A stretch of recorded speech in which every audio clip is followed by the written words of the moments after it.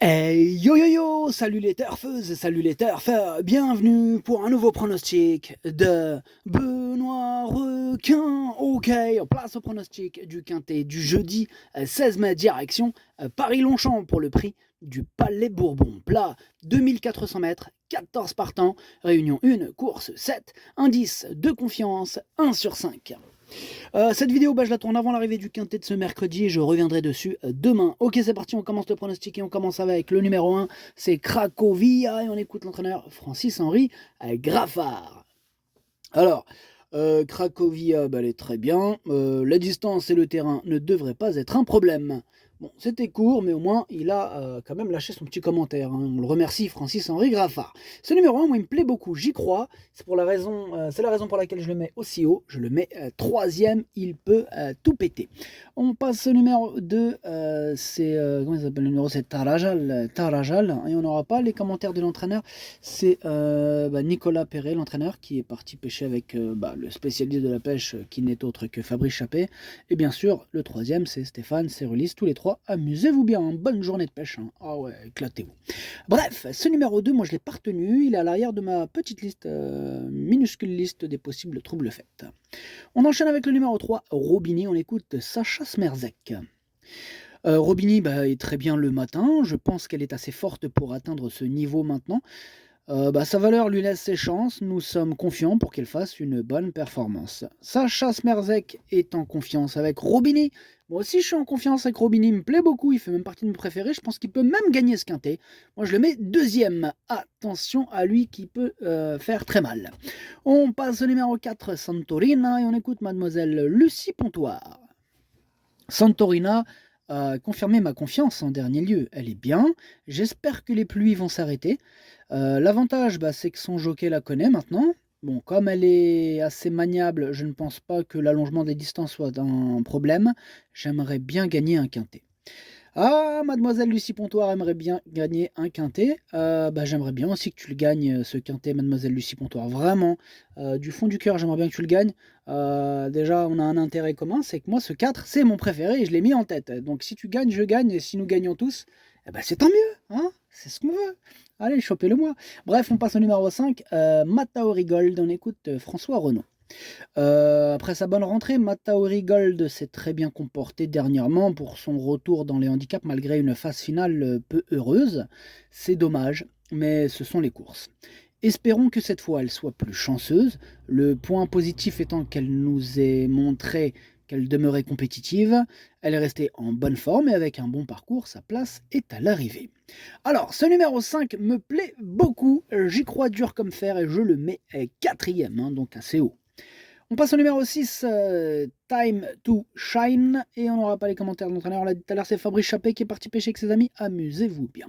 Alors, lui, par contre, numéro 6, je ne l'ai pas retenu, mais c'est lui mon gros regret. C'est lui mon cheval de complément en cas de non partant. Attention, possible cassage en vue. On passe au numéro 7, One Point, et on écoute Didier Prodhomme. Alors, en dernier lieu, c'était une petite rentrée après avoir été malade. Bon, après avoir été un peu allante, One Point a eu un bon passage à mi-ligne droite comme pour être à l'arrivée, puis a un peu demandé à souffler pour finir. Bon, son jockey l'a respecté. Depuis, on peut espérer qu'elle soit montée en condition. Au travail, elle est un peu plus belle. Elle doit être à même de faire une bonne performance. Ouais, moi ce numéro 7, je la reprends. Hein, donc la dernière fois c'était une petite rentrée. Comme le dit lui-même Didier Prodhomme, elle peut accuser des progrès, donc elle peut améliorer tout simplement son classement. Donc terminé à l'arrivée. Donc je la garde. En plus, cerise sur le gâteau. Elle devrait avoir une petite cote sympathique, cette petite one point qui me plaît beaucoup, mais que je garde plutôt en bout de combinaison quand même. Faut pas non plus abuser. On passe au numéro 8, Chic to Chic, et on écoute Édouard Montfort. J'ai toujours pensé que Chic to Chic pouvait remporter un gros handicap. Sa dernière performance sur ce tracé est excellente et ce ne sont pas les 2400 mètres qui la dérangeront.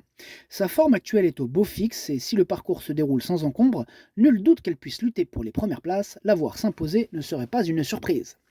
Alors, moi, ce numéro 8, tout ce qui m'embête avec cette candidature, c'est que si on regarde ses dernières performances, je parle côté quintet, on voit qu'un coup elle arrive, un coup elle arrive pas, un coup elle arrive, un coup elle arrive pas. La dernière fois elle est arrivée, et j'ai peur que le scénario ça recommence, quoi.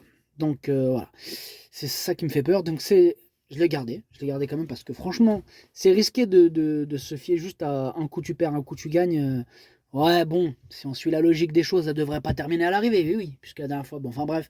Mais bon, je l'ai quand même gardé parce qu'il me fait quand même peur, mais en toute fin de combinaison, hein, en mode je me couvre, quoi, en mode voilà. On passe au numéro 9, c'est Rika Delavis, hein, pas à confondre avec Rika Zaraï, et on écoute Mario Baratti. Ayant ouvert son palmarès dernièrement, nous étions ravis de cette victoire. Bon, depuis, je trouve que Rika Delavis est en très belle forme. Bon, son dernier travail est excellent, et si la piste venait à être souple, cela serait un avantage pour elle. Alors, au contraire, désolé, j'ai dû mettre pause ce tournage. Donc on disait, hein, au contraire, un terrain rapide ne serait pas très positif. Aussi, on a effectué des réglages, et cela se passe au mieux en compétition. Elle devrait très bien courir. Alors, ce numéro 9, sachez que je ne l'ai pas retenu, c'est un regret, c'est mon deuxième cheval de complément en cas de nos partants. Attention, hein, le quintet est ouvert, attention. On passe au numéro 10, c'est Rodena, et on écoute Francis-Henri Graffard. La distance c'est bien pour Rodena, mais elle préfère le bon terrain, donc l'état de la piste sera un point d'interrogation. Évidemment, monsieur Graffard. En tout cas, moi, ce numéro 10, je ne l'ai pas retenu, mais c'est lui le chef et le capitaine de ma petite liste des possibles casseurs de ski repérés. Attention. On enchaîne avec le numéro 11, c'est la Templière, hein, que l'on connaît bien. La Templière, on écoute Michael Delzangle. Cette année, c'est surtout sa dernière prestation qui n'était pas mal, hein. La Templière a besoin d'œillères, hein, désormais pour se motiver un peu. 2400 mètres, c'est peut-être un peu court, mais la piste va être souple. Il n'y a que des femelles et la Templière a un poids léger. La Templière peut tenter sa chance et avoir des ambitions. Eh ben, moi, il me plaît bien cette Templière, hein, je la suis, donc faut pas la lâcher, cette Templière. Risque de faire l'arrivée ce jeudi, donc moi je l'ai mis 6e. On enchaîne avec le numéro 12, c'est Aha, et on écoute Nicolas Collery. Aha a effectué une bonne rentrée, elle avait besoin de retrouver la compétition et la distance est un peu courte pour ses réelles aptitudes, mais c'était très satisfaisant.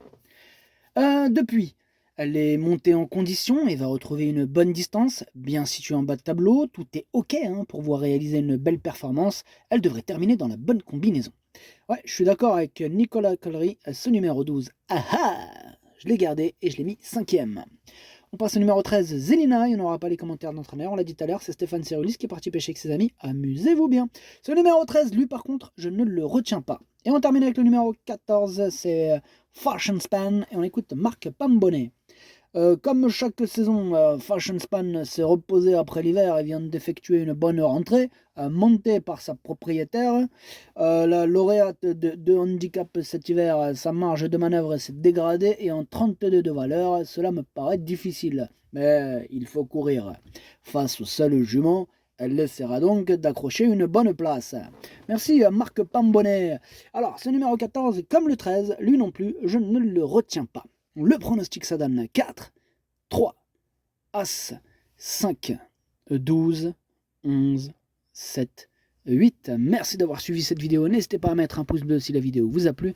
Pour accéder à tous mes tickets pour la course du Quintet, rendez-vous directement en description de la vidéo. À jouer avec modération. Bonne chance. Chopez-le-moi. Ciao.